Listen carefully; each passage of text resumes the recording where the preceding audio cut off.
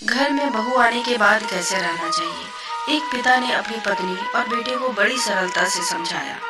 छोटा परिवार था, बस पत्नी और अपने बेटे के साथ शहर में रहता था। पिता एक दुकानदार था जिसका नाम किशन लाल था।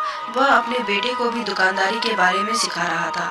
जीवन अच्छा चल रहा था, सभी लोग घर में खुश थे। एक दिन लड़के के लिए एक रिश्ता आया और किशन लाल ने सोचा कि अब अपने लड़के का विवाह कर देना चाहिए। अब हमारा बेटा दुकानदारी भी अच्छे से जान गया है और उसे काम करने में भी कोई परेशानी नहीं होगी। किशन लाल कुछ सरल स्वभाव का व्यक्ति था और उसकी पत्नी थोड़े पुराने विचार और चिड़चिड़े स्वभाव की थी।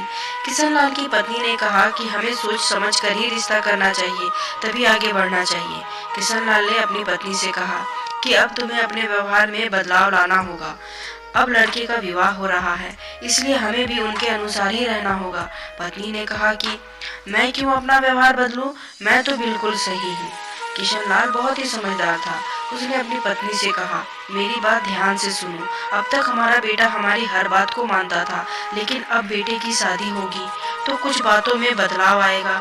जब हमारे बेटे की शादी होगी तो वह इस दुविधा में फंस सकता है कि हमारी बात माने या अपनी पत्नी की बात माने। अगर वह हमारी बात मानता है तो पत्नी को बुरा लग सकता है, और अगर वह पत्नी की बात मानेगा तो तुम्हें बुरा लग सकता है। यह समस्या हमेशा बनी रहेगी, इसलिए मैं तुम्हें समझा रहा हूँ कि अब तुम्हें अपना चिड़चिड़ापन और जिद्दी स्वभाव छोड़ना होगा। अगर तुम अपने बेटे की खुशी चाहती हो तो बेटे की शादी के बाद अगर किसी कारणवश तुम्हारी कोई बात नहीं मानी जाए तो तुम्हें गुस्सा नहीं होना है। तुम्हें उस बात को नज़रअंदाज करना होगा, क्योंकि अगर हम ऐसा करते हैं तो हमारा बेटा परेशान हो सकता है और उसके वैवाहिक जीवन में दिक्कत आ सकती है। कुछ दिन बाद बेटे की शादी हो गई। अगली सुबह जब बहू उठी तो किशन लाल ने अपनी बहू से कहा कि अब से ये घर तुम्हें ही चलाना होगा, सब कुछ तुम्हें ही करना होगा, यह जिम्मेदारी तुम्हारी है। यह कहकर किशन लाल और उसका बेटा दुकान की ओर चल दिए। किशन लाल की पत्नी कुछ नहीं बोली। उस दिन रात का खाना बहू ने बनाया और उस खाने में नमक अधिक पड़ गया था। जब किशन लाल और उसका बेटा दुकान से वापस आकर खाने पे बैठे तो पहला निवाला किशन लाल ने खाया और उसे नमक तेज लगा, पर वह कुछ नहीं बोला।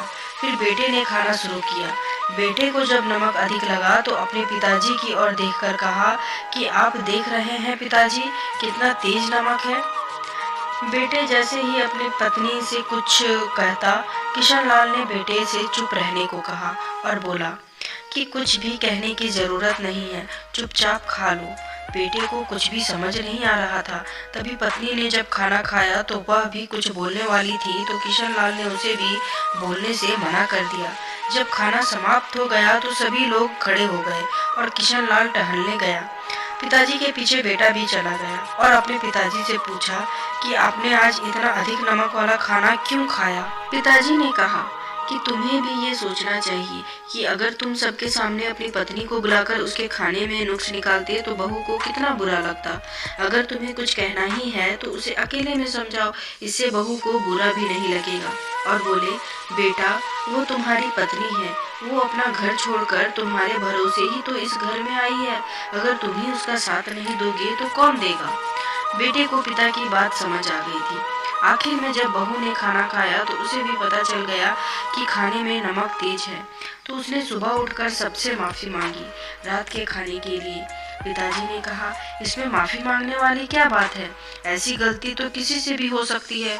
बहू को माफ़ी मांगते देख किशन लाल की पत्नी ने सोचा, मैं भी बहू को कुछ नहीं कहूँगी, उसे हमेशा प्यार से ही समझाया करूँगी। शायद मैं बहू को कुछ कहती तो बात बिगड़ सकती थी। किशन लाल की पत्नी का चिड़चिड़ा स्वभाव भी धीरे धीरे बदल गया। तो उम्मीद करती हूँ दोस्तों ये कहानी आपको पसंद आई होगी। इस पर आपकी क्या राय है कमेंट में ज़रूर बताएं। और दोस्तों please please please like share subscribe तो ज़रूर कर दें। कहानी सुनने के लिए, देखने के लिए बहुत बहुत धन्यवाद।